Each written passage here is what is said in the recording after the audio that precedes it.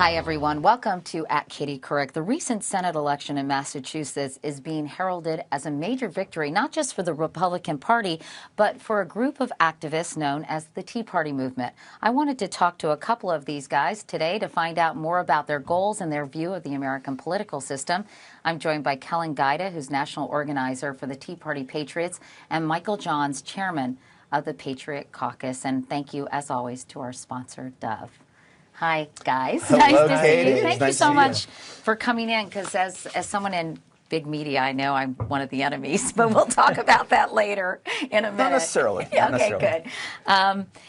You know, when you think Tea Party, you think either of a little gathering of girls with little china cups and saucers and teddy bears, or you think of a full-scale rebellion. Now, something tells me you guys fall into the latter category. Probably. But I'm curious, because obviously many people, particularly those who are like-minded and are very passionate about this, know all about some of the tenets, although I know they vary from group to group.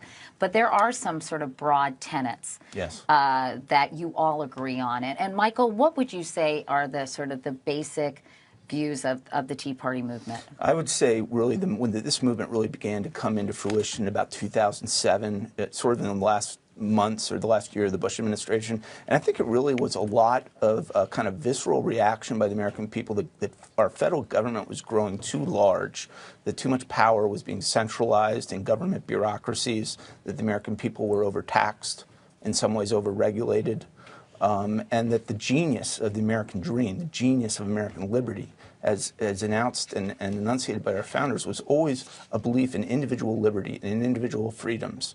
And obviously it's a balancing act between that and our country's resource needs. But I think the perception, and I've been active in 25 years in politics and in public policy, I have never seen this level of national outrage about the direction that our country is headed. This is not a partisan movement. It's not designed, even though our focus has been very much against the direction of this administration, it could well be happening even if we hadn't had the outcome of the election that we had. And I think that you're seeing a lot of people galvanize that. The other thing I would say, which may sound a little cliche, but it's a hugely patriotic movement. And that's the thing that I've noticed, and I've spoken to about 15 or 20 Tea Party events in some of the biggest areas of the country, is that there really is, among the people who turn out for these events, a belief that America is important, that America is unique and unlike any country in the world, and that the American life, the American liberty, the American concept needs to be preserved and it needs to be protected. And that there are, in the history of our country, almost generational threats to liberty. Some of them have been external, in the ways of external enemies. And I think in the view of a lot of Tea Party activists now, some of it is internal with an ideological direction of this administration, which is sort of an antithesis in many respects of what our founding fathers envisioned. Would you agree with all those things, Kellen? Is there anything that Michael said that you may take issue with, or are you on the same page? No, we're on the same page. I come at it from a completely opposite angle. I'm 27. I'm just getting into politics, and you're an architect by trade, right? Well, I was. You were, but you're an out-of-work architect. Out-of-work architect. I do consulting on the side now. But the Bush stimulus kind of got me thinking, and it's a large amount of money, and with incoming of President Obama in the stimulus package, I kind of just lost my mind. I'm generally a pretty quiet guy, and I found myself down on the steps of City Hall with a bullhorn. You're talking about the TARP money that started in the Bush administration? Yes, and then the stimulus package passed by the Obama administration. And nationwide, what we see are just angry citizens who have not been politically engaged before and just fed up with the spending. We're accountable with our paychecks, with our taxes, and we just see a runaway government that's not representing the fiscal values that we really want to push. When that was all being debated in the fall, I remember distinctly Warren Buffett saying it was an absolute necessity. In fact, I found the quote just to ask you guys about it, an absolute necessity, in my view, to really avoid going over the precipice. He believed Congress was doing the right thing to, quote, avert an economic Pearl Harbor. Right. A lot of people sort of accepted this whole idea of TARP funds, holding their noses and saying it was kind of a necessary evil. And if this wasn't done, it would be economic Armageddon, basically. Do you think that was not true or a PR stunt, or what do you think the alternative would have been? I think that if you look back to the Bush Treasury Department, and clearly if you look at this administration, and clearly if you look at Warren Buffett, he's the second wealthiest man in the world. He's a hugely successful investor. I think a lot of us have respect for him in that capacity. The perception among these people was, yes, that the entire banking system of America would collapse, right? And from that is really how came this phrase, it's too big to fail. The Tea Party movement has, firstly, a few things about that. One, Warren Buffett's view on this administration has shifted substantially. And, while he was enthusiastic about the TARP program and enthusiastic about some of the initial bailout approaches, he has some concerns now with the direction of the administration, which I think need to be listened to. And second is I think you would find among the Tea Party movement just a feeling that we don't look to Wall Street, we don't look to big bankers, we don't look to investment professionals as necessary the end-all experts on economic growth. This country has experienced unprecedented growth, and it's never happened anywhere in the world. We're the undisputed global economic powerhouse, and we've obviously done some things right. Now, what are those things that we've done? What is the American history rooted in? It's been rooted in the fact that the American people, the American individual, has been able to have the opportunity, and the American person has had the skill sets to be able to develop and contribute to a growth of a country that's absolutely unprecedented. If you suffocate that, which is what the concern of the Tea Party movement is now, if you suffocate that individual liberty, we become indistinguishable from any other country in the world. And worst case scenario, we run the risk of actually descending into substantial regression. Kellen, if you said that sort of your passion was ignited with the whole bank bailout, and I'm not going to get stuck on this at all, but I'm just curious if things were as dire as we were being told, and all the expert economists basically in Washington seem to be in agreement and elsewhere on this point. What do you think should have been done? Do you not believe? Do you think that these banks should have been okay to fail? I mean, not too big to fail? Would it have been fine to have survival of the fittest and you reap what you sow and all that? I'm not going to go ahead and say we should have let them fail completely, but I think with the amount of money spent, with the amount of mid-level banks that are out there, thousands and thousands that ended up folding because they didn't get bailouts, and these larger banks did.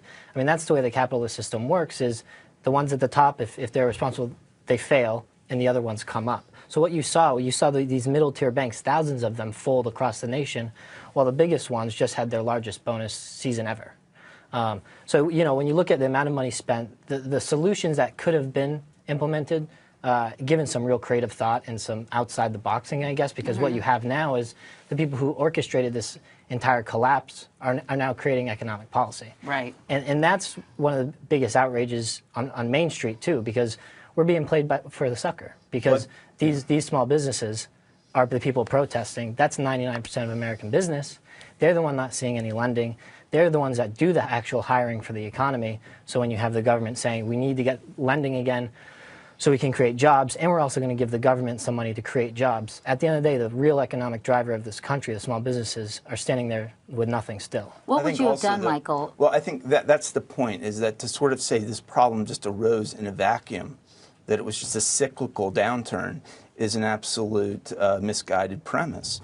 The origin of this problem, now pretty broadly accepted, including among people of various ideological stripes, was that government's engagement in requiring and in its regulation of banks, in extending lines of credit, substantial lines of credit, to entities and in the mortgage areas that were not properly secured, to people who had no reasonable chance of paying it back.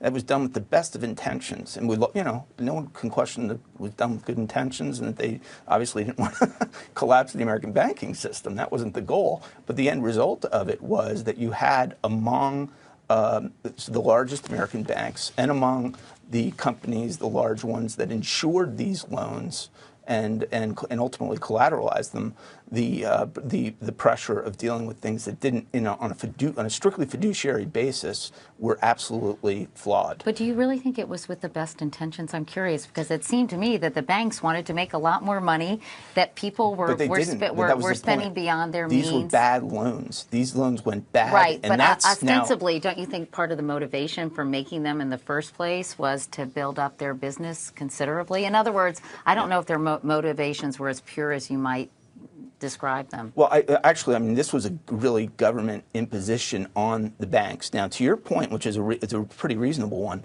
is, if this was a bad program, where were the banks? Bush did send his officials from HUD up from the Housing and Urban Development Department up to testify before Congress about their concerns about that, and were assured by Barney Frank, by Chris Dodd, by other members of Congress that these loans were solid, that they would not go bad, that there was no threat to the banking system. The Federal Reserve, under Volcker and under Bernanke, continued to reinforce with American people that we were not facing a liquidity crisis, that this was not something that was a reason for fear. Now, let me just say, having worked in the White House, having worked in government, that's not a message that you want to broadcast, that this economy is tinkering on the brink of a substantial, 2-year recession in this case. So I'm not sure it would have been made anyway. But I think those banks maybe do share some blame. And to your point, which I agree with, is that if they had concerns about the solvency of those loans, they should have been more outspoken. And so, you even take the Supreme Court ruling of recently here, where you have the corporations now being empowered to get engaged, a little more engaged in the political giving, and then being afforded, sort of political speech as First Amendment rights. That becomes interesting to me. I would like, and even having been worked in the corporate world, the inclination on corporations is not to be politically engaged, not to say anything, not to question the direction of things.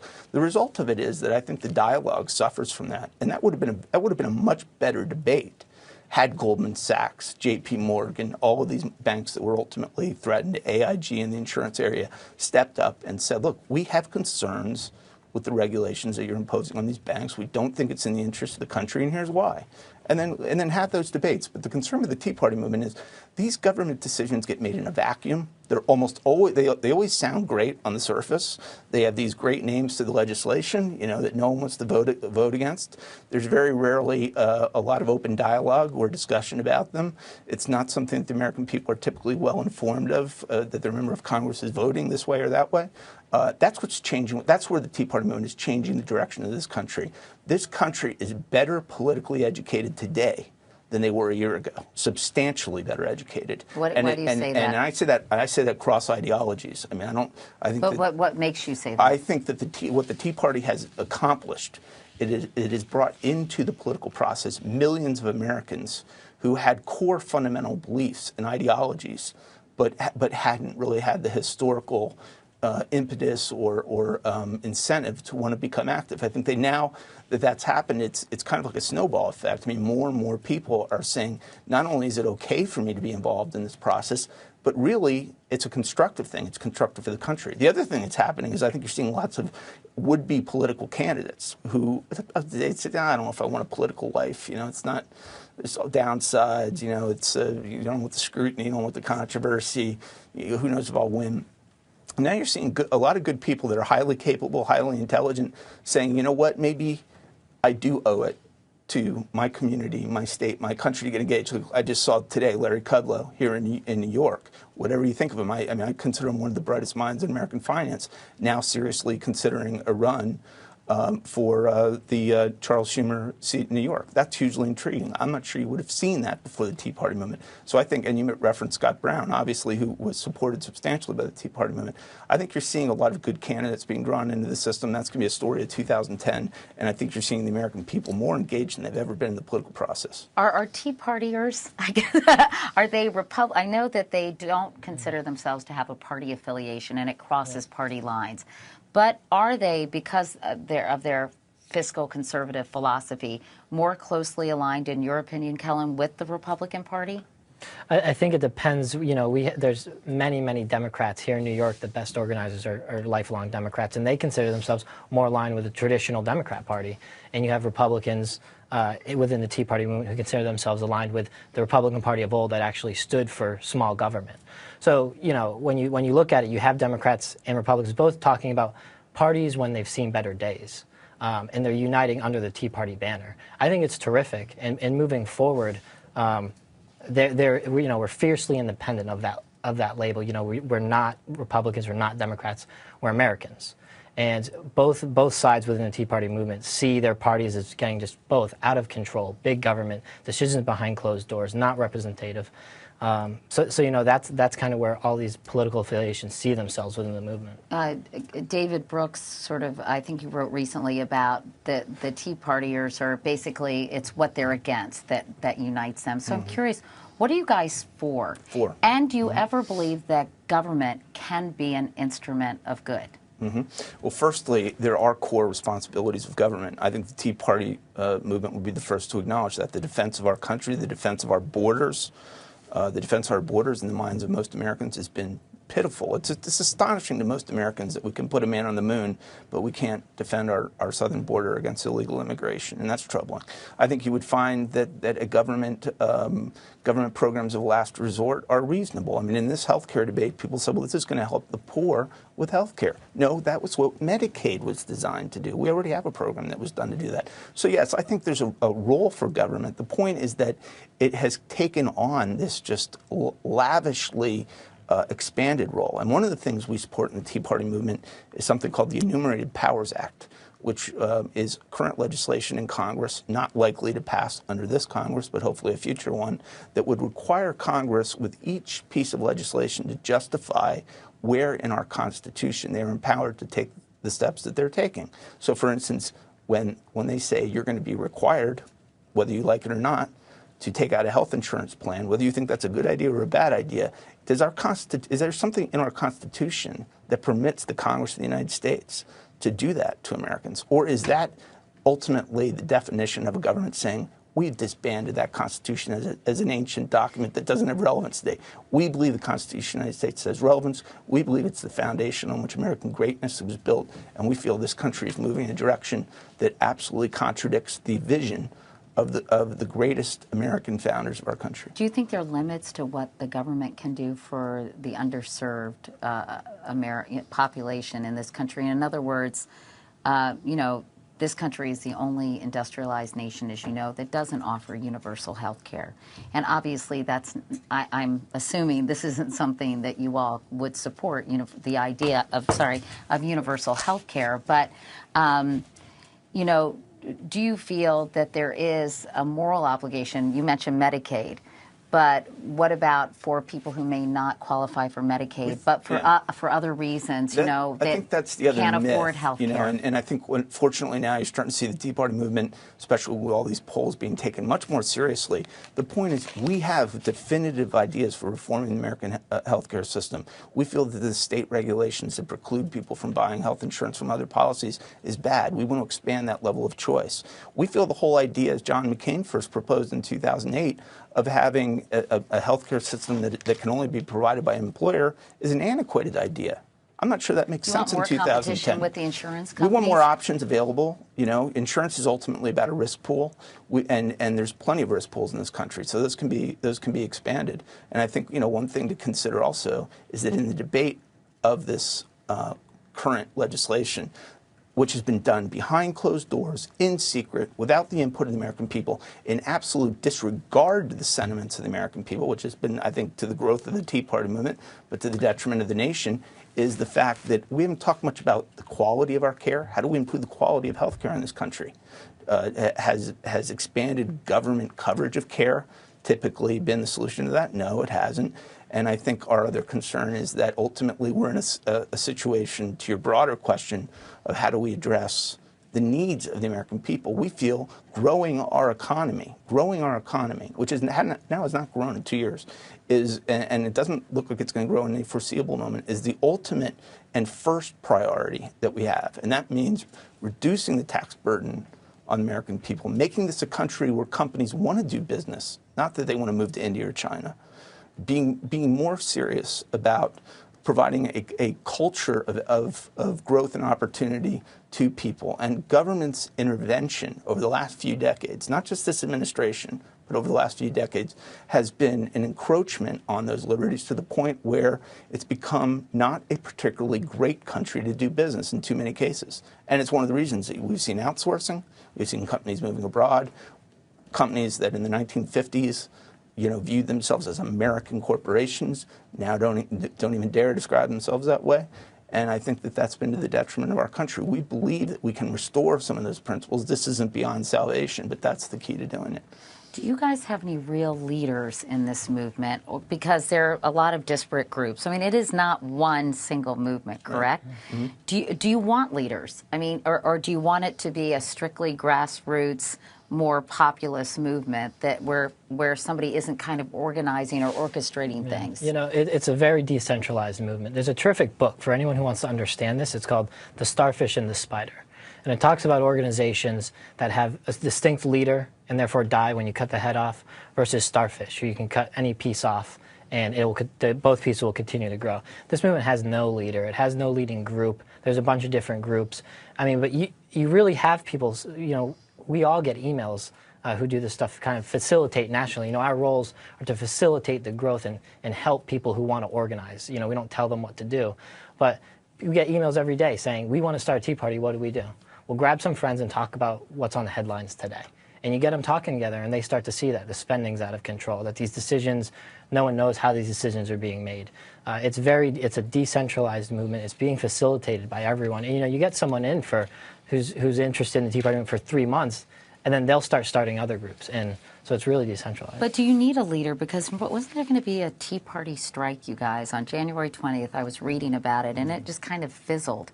And I'm just curious, at some point, if you want to be a a viable, even more viable, let's say, political force in this country, do you have to have some kind of leadership structure? What do you think, Michael? Well, I think this movement, as Kellen correctly said, it's grown from the bottom up. So the fact that there aren't immediately identifiable national leaders is not necessarily a huge problem. Yeah. But it is a challenge, and it's one that I think we're all conscious of. My feeling on this... What happened to the strike, by the way? Well, just on the issue of the engagement, my feeling is that if you are involved in a Tea Party movement, you are a leader. So I start with that premise. And then you start to look, as Kellen said, as to what are sort of the expectations of people that are part of the Tea Party movement. What resources can we make available to them? What political guidance can we give them? Can we brainstorm with them? Can we offer them training? Like I said, many of these people are entering the political process for the first time. So you end up with a lot of things. They get excited about one project, like the one you mentioned, and then maybe not so. And the daily news cycle drives a lot of things. And so I do think there's a need for greater strategy. I think you're seeing a lot of politicians now, both would-be politicians and incumbents, that are paying more attention to it. I think that we're giving greater opportunities to people to step up and to help lead change in this country. And I think the Tea Party movement, truly, it's not a monolithic movement, but we do have those common denominators that I believe are embraced by the vast majority of this country. Meaning we may have had 5 million Americans, roughly, that have turned out to a Tea Party movement in the last year. I think that is the tip of the iceberg. I think there's no reason this couldn't be 100 million or even a 200 million member movement in this country. What political leaders do you guys like? Do you feel represent the views of the movement? Or either on television or in politics? That is one of the most commonly asked questions, and it's a very reasonable one. And I think particularly on a national basis, because people focus on presidential elections and on these issues, that the inclination is to say, let's go find that person. I think our feeling is, let's strengthen this movement so that whoever aspires to be president in 2012, whoever aspires to be a senator or a congressman or a governor in 2010 is going to have some sense of obligation to approach and have the support of the Tea Party movement. Now, all that said, let me say that, there's a bunch of people that we think positively about. These are just people that I would say, maybe they've spoken to Tea Parties, maybe they haven't, but I would say that they're people that represent our vision and represent people that we're comfortable with. Wow. Some of them, I think very highly in the media area of Glenn Beck. In the political arena, I think you see a lot of support, and I'd count myself among this, for Sarah Palin and the sentiments that she's putting forward. I think you could look at a lot of the Republican presidential candidates from 2008 and of comfort. The one thing that none of us are saying, though, is that the Tea Party movement supports this candidate or that candidate. That is not what we're about. This is about core principles. And in fact, one of the challenges, which Kellen referenced earlier, is the fact that one of the reforms of this movement is going to be how the Democratic Party changes. Not who ends up being a Republican nominee, but does the Democratic Party reject these principles? Are they prepared to run elections and reject these principles? Or do we have the effect of maybe bringing the Democratic Party back more to its JFK roots, where it did support tax relief, where it did support limited government, where it did support a strong America? And I'm hopeful that that'll happen, and that'll be good for the totality of the political system. You know, if you want to start a fight within a Tea Party conference call, ask which politicians, because it's everywhere. It really is everywhere. There is no one politician or one figure that people like. You have a lot of people that like Glenn Beck. You have a lot of people that don't like Glenn Beck. You have a lot of people that like Sarah Palin, and a lot who are fiercely opposed to Sarah Palin. And it's because we have such a broad range of people. You asked earlier what some of our solutions would be. First obvious one would be to balance some budgets. You know, this whole thing started from Rick Santelli's rant on CNBC. And, you know, he was complaining about the stimulus bill, about how it was irresponsible, and it started off Twitter right then. A few people started Twittering, and that was how the first Tea Party conference call got together. And the conversation was about fiscal responsibility and how do we make this government stop spending. And that's what you see, that, you know, 95% of Tea Party conversations are about balancing budgets, fiscal responsibility, because we're facing a $1.5 trillion deficit next year. We're facing an $11.5 trillion national deficit.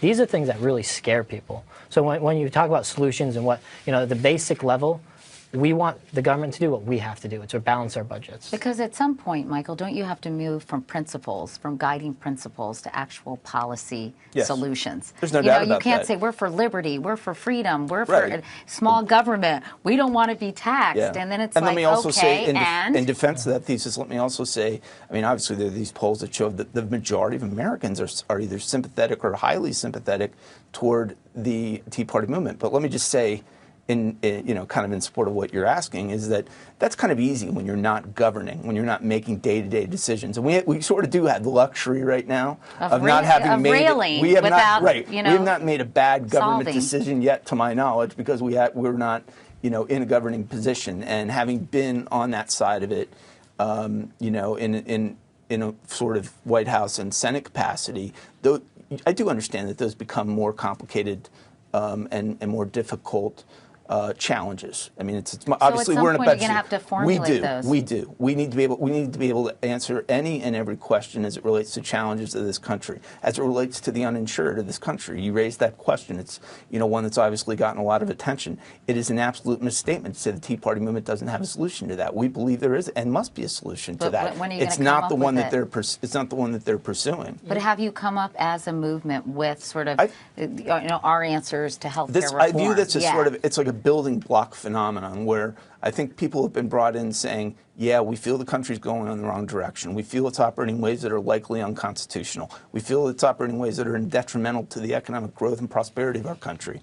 And I think we've got these unifying principles. And now, yes, it is the question of how do those principles translate into a governing program. Now, some of that is represented, by the way, in legislation that's being proposed by Republicans in Congress. And to some extent, Tea Party activists can be forgiven for saying that maybe they haven't been aggressive enough in pursuing that. The system, however, has not been particularly friendly to allowing alternative proposals to come up. If there had been the opportunity under Nancy Pelosi and Harry Reid to have offered an alternative to this policy and to have debated it on the floor, I think a lot of Tea Party activists would have thought that was a fair solution. One of the reasons that there was such outrage was that that opportunity was never afforded them. I want to ask you a couple. We're almost out of time, even though this is fascinating. I could talk to you guys for another couple of hours. But what about on social issues? Does the idea of limited government spill over for you all in a true libertarian way to social issues when it comes to things like gay marriage or abortion rights?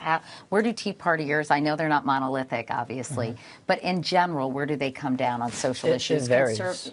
As conservative as they are on fiscal issues, or not necessarily?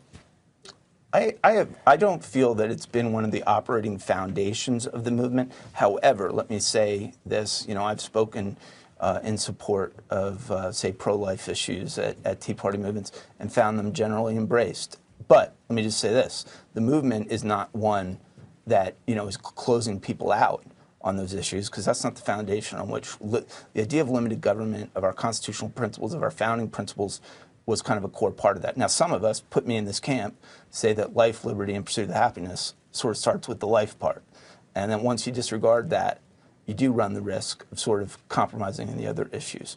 But, I've worked for a number of pro-choice politicians as well, and I respect the fact that ultimately these are issues that are unique to individual communities and states, and if you want to win that debate, you got to get out and make it. So if the Tea Party movement decides over time that this is an issue that is consistent with our movement and deserves attention, I believe that we'll move in that direction. Right now, to date, it hasn't been a core focus. It's very decentralized, and you see, it varies from the southeast to the southwest to the northeast. Mm-hmm. I don't think social issues will ever be a prevalent part of the Tea Party movement, because it will lose its momentum and dissipate, because that's not the uniting factor of the Tea Party movement. The uniting factor is fiscal responsibility, and you have so many diverse people who feel very strongly in all different camps about social issues. So, if the Tea Party movement actually even tried to, if there were a group of, 6 groups that tried to bring it on, you would see those groups start to dissipate, because the uniting factor is fiscal responsibility, limited government, and free markets. And, you start bringing social issues into it, and that's when the real fights will erupt. And, so it will remain fiscally based. But when you start bringing social issues into it, you're right. We talk about constitutionally limited government, so where does that apply? So. All right. I have a couple of Twitter questions. They're going to yell at me in the control room, but I don't have my IFB in, so I can't hear them. So ex-limo man from Twitter asks, how much did the Tea Party influence Senator Brown's win? There was a fascinating piece in the New York Times yesterday talking about basically that some members of the Tea Party saw this election as low-hanging fruit, in essence, saying, Martha Coakley was weak. She was kind of taking, feeling entitled about the seat, and that here was a very appealing candidate that they thought they could kind of go in for the kill, so to speak. But how responsible do you think the Tea Party movement was? I think the sentiments that he put forward and the approach that he took, which was more or less a humble one, more or less one of outrage toward Washington, was one that was embraced by the Tea Party movement. And there were many Tea Party activists from all over the country, and especially those in Massachusetts, that did play a very important factor in that win. But the broader point, I think, was the fact that the populist sentiment that was reflected in that campaign, some of it was symbolic, like driving a truck with 200,000 miles on it and not being ashamed of it, and some of it was more refined as it related to, say, opposition to the expansion of government's involvement in healthcare, were a uniting factor, I think, in people saying yes, that there was a sense of just, this is the Kennedy seat. He was right to say this is not the Kennedy seat, this is the people's seat. And the fact that someone had held it for over 4 decades does not entitle that person to designate who gets it yet. And so I think it was, in a sense, a great rebellion by the American people to this concept that they're going to have a status quo system imposed on them. I think a lot of those voters who came down on his side say, you know what, you're not going to tell us how to vote. And the fact that you're trying to tell us how to vote is, in fact, steering us the other direction. What is it about the Tea Party movement that has this sort of, and correct me if I'm wrong, but my impression is there's a certain amount of disdain for the educated classes populating urban centers. Well, you mentioned the David Brooks piece, and he actually used that phrase, which a lot of us found laughable, because we're all, Kellen and I went to the same college that we think pretty highly of, and there's many of University of Miami in Florida. Oh, big party school. No wonder you're part of the Tea Party. See, you're going to get an email from Donna Shalala. Yeah, exactly. I went to UVA. That was a big party school too. But the point is that there's a leader in our movement who is a Harvard grad and Stanford MBA. We don't have So you don't think it's anti-intellectual? No, here's what it is. Here it is. Who is David Brooks to say he represents the intellectual class? Was he elected to that post? Was he somehow? Are there meetings of the intellectual class? Are we invited? Can we come to the table? I mean, the point is that obviously we are engaged in issues that are complex, that require intelligence, that required an understanding. Many of us, like myself, have spent a lifetime learning them and constantly in a state of evaluation about what is good Why do you for the think country. David Brooks said that? I think Or the wrote that? perception of the Tea Party movement, and it's not one that I have felt too passionately about because I myself have sort of grown up in the East Coast and things like that. I think there's a perception among people that, especially outside of this sort of Northeast domain, that there's a level of intellectual arrogance that accompanies some of the approaches. And whether it's academia or media or whatever, the point is just like, have some respect for the fact that we've done some things pretty well and we're a core part of this country. Let me just mention a couple other Twitters, and then they really are going to like gong me in 2 seconds. But Hammy Ham Ham on Twitter, this is just speaking to our earlier point. Why haven't tea baggers offered any constructive ideas of their own about important issues like healthcare reform? We have offered solutions on healthcare. We've spoken about eliminating the state requirements that would allow people to purchase plans from out of state. We've talked about expanding medical savings accounts, which would allow people. Do you agree with all these suggestions? Yeah, and where you'll see those solutions are in the candidates who stem from the Tea Party movement. I mean, a lot of people from the Tea Party movement are inspired to run for office, and you're going to see the solutions that they propose. That's a result of the Tea Party movement. Manifested in their Exactly. campaign. Eagle 713 says, what is your take on religion's impact on politics? How much influence should religion have on political parties, and does it have too much of a hold on the GOP?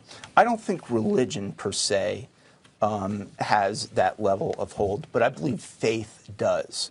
And another common uniting factor that I've seen in the Tea Party movement, and again, there's many exceptions to that, and we respect that, but I think over 90% of this country believes in God. Obviously, the founding fathers of our country were very insistent that the Christian foundations of our country were important for the establishment of liberty. Why? Because they argued correctly, I believe, that our liberty is God-given. No matter what my role may be, I can't take your liberty away from you because God gave you your liberty. Having said that, they felt very strongly in the separation of church and state. Well, they didn't use that phrase per se, and there's been some distortion on that, but there's a lot of repeated references to God and God-given liberty. And so I think that you could say that the Tea Party movement is comfortable with faith-based outlooks within the parameters of the fact that there is faith and there is government, and to your point, correctly, they are two different things, and the imposition of religion, especially in some ways, can also be an intrusion of our liberty. And some of the worst countries in the world, including the war on terror that we're engaged in, have been examples of religion being really, I think, corrupted and distorted for the purposes of political ends. Well, it's a really fascinating movement. It's great that you guys were able to come in and explain it, because I think, as always, some people have a lot of misconceptions and they can agree with it or disagree with it, but at least they're better informed about it, hopefully as a result of this conversation. So Kellen, Guida, and Michael Johns, thank you both so much for coming in. It was nice to talk to both of you. Thanks for having us. Really appreciate it. And thanks to all of you for watching, and as always for tweeting your questions and comments. Now stay tuned for a message from our sponsor, Dove.